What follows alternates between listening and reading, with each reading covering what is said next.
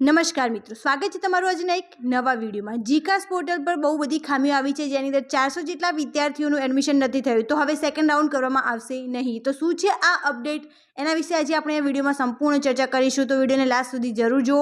અને અમુક ક્વેશ્ચન છે એના રિગાર્ડિંગ પણ અપડેટ આપીશું કે LLBનું એડમિશન ક્યારે ચાલુ થશે, પછી રાઉન્ડ 2માં કઈ રીતે અપ્લાય કરશો, એના વિશે પણ ચર્ચા કરીશું। તો શરૂ કરીએ આજનો વિડીયો।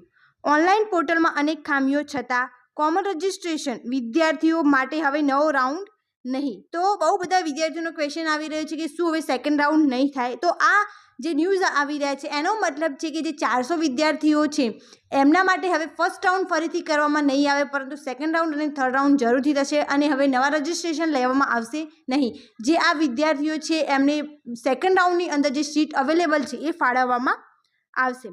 ગુજરાત સરકાર દ્વારા તમામ સરકારી યુનિવર્સિટીમાં આ વખતે પ્રવેશ માટે કોમન રજિસ્ટ્રેશન સિસ્ટમ અમલમાં મુકાઈ હતી। આ સિસ્ટમમાં અનેક છબરડાઓ અને ફરિયાદો સામે આવી હોવા છતાં યુનિવર્સિટી દ્વારા વિદ્યાર્થીઓ માટે નવો રાઉન્ડ શરૂ નહીં કરવામાં આવે।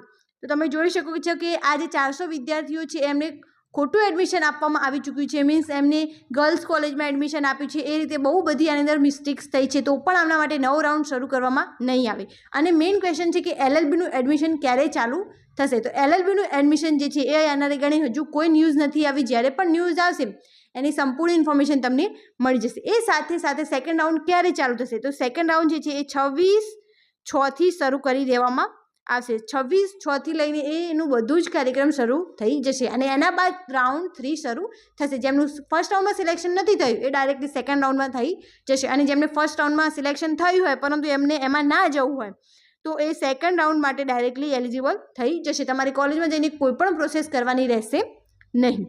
એના પછી જોઈએ કે 400 જેટલા વિદ્યાર્થીઓ હવે મેરિટ પ્રમાણેની કોલેજમાં પ્રવેશ મેળવવાથી વંચિત રહેશે। એમને મેરિટ પ્રમાણે જે કોલેજમાં એડમિશન મળતું હતું એ નહીં મળે, હવે ડાયરેક્ટલી સેકન્ડ રાઉન્ડ માટે એલિજિબલ થઈ જશે। તમામ સરકારી યુનિવર્સિટીમાં પ્રવેશ માટે કોમન રજિસ્ટ્રેશન કરાવ્યા બાદ હાલમાં દરેક યુનિવર્સિટીઓ પોતાની રીતે વિદ્યાર્થીઓને પ્રવેશ ફાળવી દેવા સૂચના આપી દેવામાં આવી છે।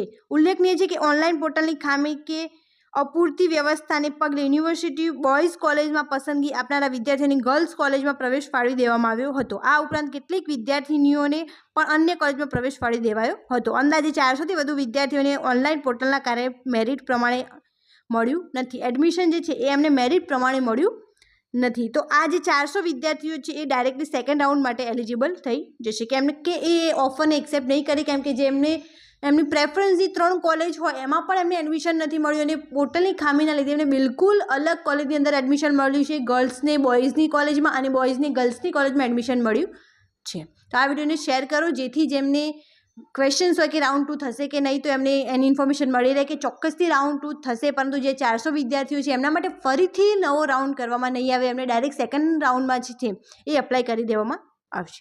Thank you so much for watching.